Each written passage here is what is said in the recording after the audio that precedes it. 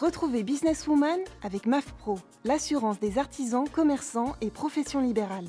MAF Pro, la référence qualité pro. Efficace et pas cher.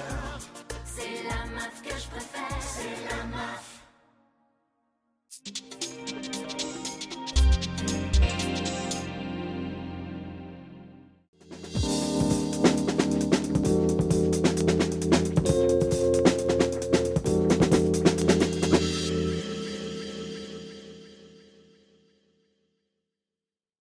Bonjour à toutes et à tous, merci d'être avec nous sur le plateau de Businesswoman dédié aujourd'hui aux franchiseurs. Alors la franchise ne connaît pas la crise. Depuis quelques années, elle affiche même une insolente progression et continue à séduire de plus en plus d'entrepreneurs.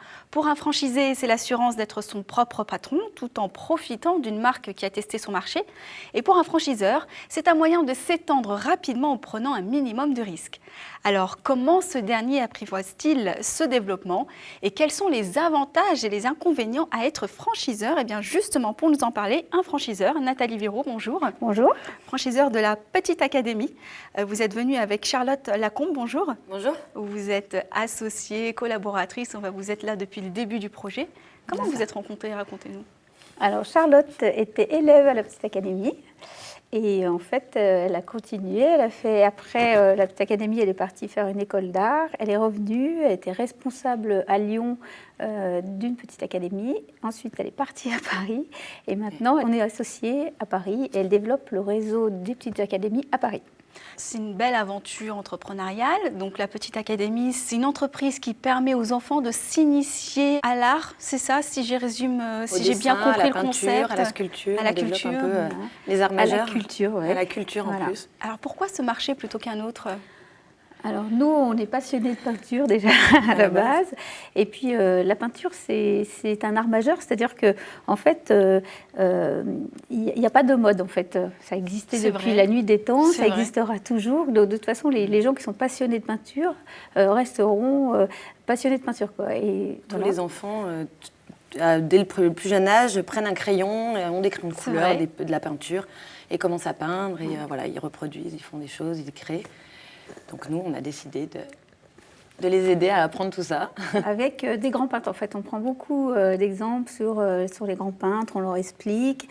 Et voilà, on a écrit une méthode à la Petite Académie pour que les enfants aient des résultats très, très surprenants. Et c'est ça qui fait la force de la Petite Académie. Et quels sont les résultats, j'imagine, encourageants, puisque vous êtes développé en franchise. J'imagine que c'est un côté ludique, donc les parents apprécient également. Voilà exactement. C'est ça, c'est qu'en une séance, un enfant peut faire la Joconde à sa manière, d'après Léonard de Vinci, et on se demande si c'est bien un enfant de 4 ans qui a réussi à faire cette petite Joconde. Et voilà, et on fait ça surtout plein d'artistes.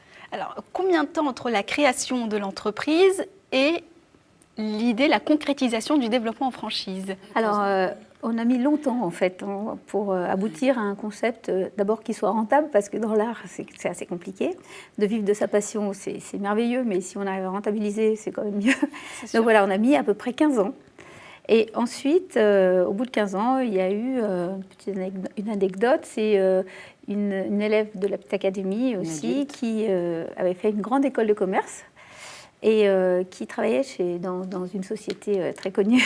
Elle était manager et en fait pas très heureuse et pas très épanouie dans son boulot. Et un jour, elle vient me voir, elle me dit voilà, j'ai arrêté parce que ça me plaît plus, mais j'ai démissionné et je sais pas ce que je vais faire. Je lui dis monte une petite académie. Elle me dit mais je sais pas. Je lui dis si. Et voilà, c'est parti comme ça en fait. Mais c'est une superbe anecdote. Oui.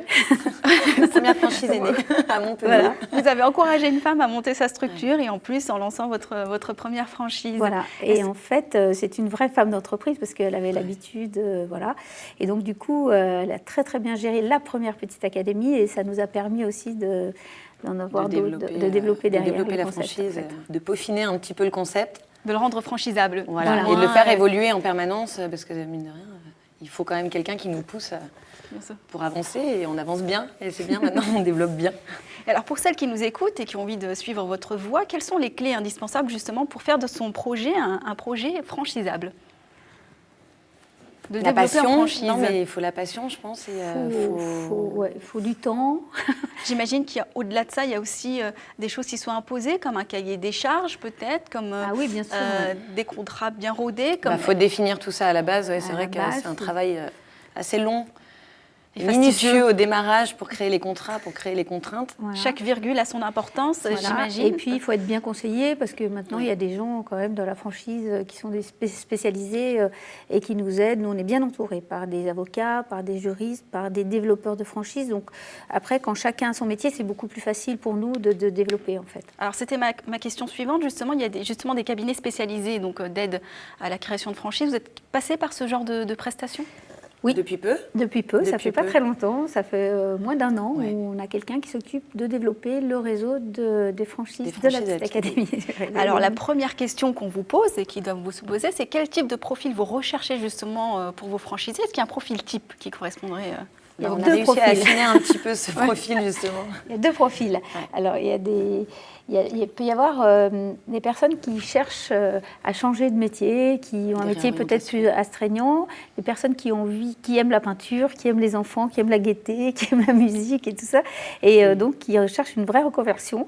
Et donc, ces personnes-là, elles peuvent être mariées, avoir des enfants, parce qu'en fait, avec les enfants, ils peuvent participer à la Petite Académie. À Donc, la en vie de fait, la Petite Académie. voilà.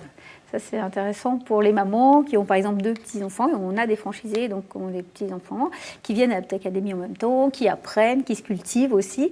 Et voilà, on peut faire d'une pierre deux coups. Ça, c'est pas mal. Donc, on n'est pas obligé d'être entrepreneur à part entière. On peut être justement une maman qui avait une activité ou une maman qui était au foyer qui peut effectivement... Ouais. Alors, comment s'opère le recrutement concrètement? Est-ce qu'il y a des recrutements sur papier? Est-ce qu'il y a des entretiens? Combien? Comment ça se passe concrètement? C'est plus des personnes déjà qui soit côtoient la Petite Académie en tant qu'élève ou en tant que stagiaire ou en tant que maman. Voilà, en fait, Donc, c'est ça a des gens toujours qui été des connaissent. personnes qui C'est du réseau qu'on connaît. Ouais. Et si demain, il y avait d'autres personnes qui étaient intéressées par votre projet, qui nous regardent et qui veulent envoyer leur candidature, comment vous allez procéder? On va les rencontrer. Il faut les rencontrer, il faut qu'on ait les mêmes valeurs, ça c'est fondamental. Nous, à la Petite Académie, on a une vraie philosophie et c'est une aventure humaine en même temps. Donc en fait, il faut vraiment que... Il faut qu'il y ait un feeling qui passe quand même entre elle et la Petite Académie et puis et le réseau, quoi. Parce que c'est vrai qu'on est tout un réseau et maintenant c'est vrai que l'équipe des franchisés, on est tout un groupe, on se retrouve régulièrement et c'est important d'avoir une cohésion sympa et plein de belles choses.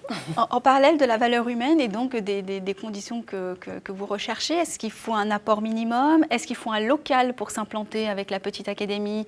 Est-ce qu'il faut un fonds de roulement? Alors Au-delà déjà, de- nous, on se différencie parce que justement, on est souvent placé en centre-ville. En fait, la Petite Académie, c'est des ateliers, mais c'est aussi une galerie parce qu'il y a des tableaux magnifiques. Et en plus, on a une boutique, en fait, avec les produits de la Petite Académie, plus d'autres petits produits à la vente, comme ça. Donc, en fait, géographiquement, c'est très important. On est en centre-ville. Vous l'imposez ça dans votre cahier des Il faut charges? une vitrine. Ouais. Il D'accord. faut vraiment qu'on soit c'est- pignon et bien sur rue, placé, qu'il y ait une ouais. vitrine et que les gens, qu'il y ait du passage, que ce soit un quartier animé. D'accord. C'est très important. Et ça, c'est au coût du franchisé, toujours. Toujours, oui.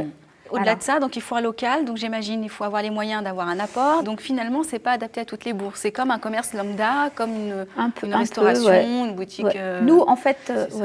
c'est ça. Pour la Petite Académie, au niveau de l'investissement, après, on n'a pas de grosses machines, on n'a pas de Bien machines, sûr, donc c'est bien pas sûr. très très cher. C'est pas très, Mais très il faut cher, trouver de local et parfois il y a des locaux qui sont très chers. D'autres fois, on a trouvé des locaux pas chers. Enfin voilà, ça Mais c'est vrai qu'on a découvert quand même que l'emplacement était un peu la base de la réussite de la Petite Académie. Comme pour tout secteur. Voilà, Le secteur, mais voilà, c'est l'emplacement. voilà, plus l'emplacement est prime et Ouais, parfois il faut voilà. quand même payer un peu pour avoir un bel emplacement. Est-ce que vous accompagnez vos franchisés dans tout le processus de développement, de création, d'implantation et avant même en amont avec le prêt bancaire? Est-ce que vous les accompagnez? Est-ce Est-ce qu'ils sont tous chez la même banque? Est-ce que vous avez des avantages à leur faire partager? Et est-ce que une fois qu'ils sont installés, vous leur faites bénéficier d'avantages, partenariats que vous avez? De plus en plus. Mais voilà, on est encore un peu au début du réseau, donc on a 5 franchisés, c'est encore pas beaucoup. Mais c'est vrai qu'on a de plus en plus d'avantages, on essaie de discuter de plus en plus avec les banques, voilà, mais on les accompagne complètement, ouais, vraiment. Vous avez des formations?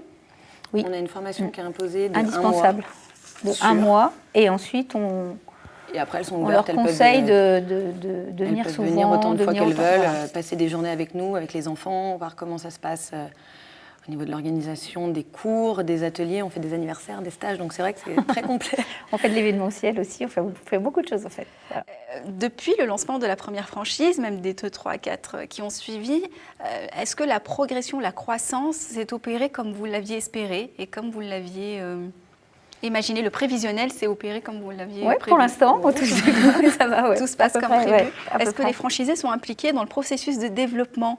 C'est-à-dire, est-ce qu'ils ont le droit d'être force de proposition? Est-ce qu'il vous est arrivé de modifier parfois des paramètres parce qu'on vous avait proposé quelque chose mais à chaque fois, l'union fait la force. Parce c'est-à-dire que vous êtes à l'écoute finalement de ce qu'on peut vous proposer et vous n'hésitez pas à réaménager des choses. En général, on essaye de se regrouper 5 fois par an, à peu près tous les 2 mois. Et on discute des petites académies, de l'évolution de chacune. Voilà. Et chaque franchisé, je vais y arriver, apporte énormément au réseau en fait. Parce avec son expérience, des nouvelles idées. Voilà.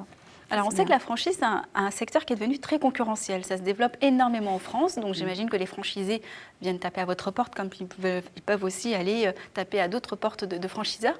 Est-ce que vous avez des concurrents? Et quels sont vos arguments face à vos franchisés pour les attirer? C'est plus passionnel en fait. Sincèrement, c'est une passion du concept de la peinture et des enfants, mais et puis de notre univers, parce qu'on a un univers, une identité qui est quand même forte. Voilà. Donc c'est plus comme ça.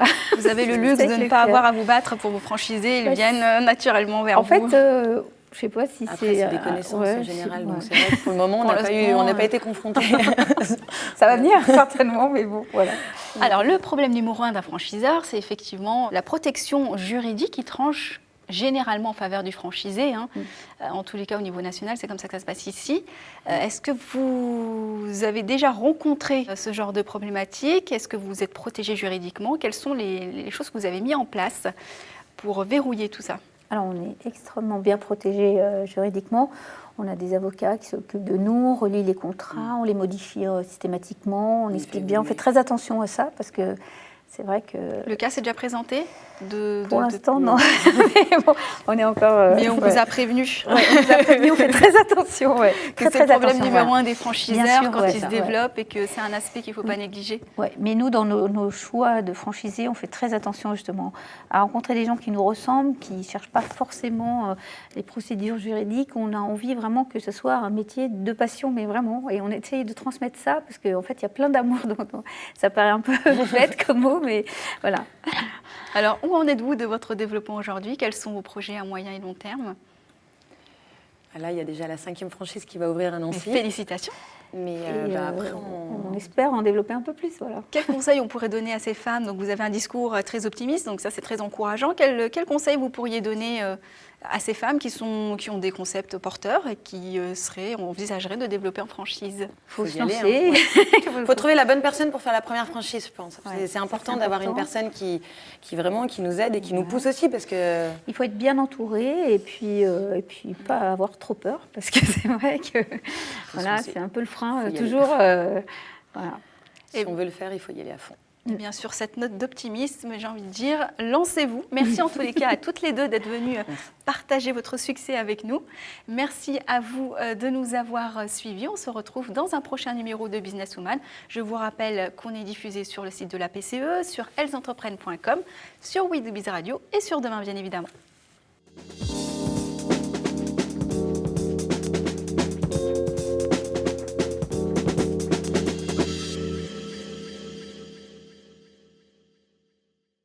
Business Woman vous a été présenté par MAF Pro, l'assurance des professionnels depuis plus de 60 ans. MAF Pro, la référence qualité pro. Efficace et pas cher. C'est la MAF que je préfère. C'est la MAF.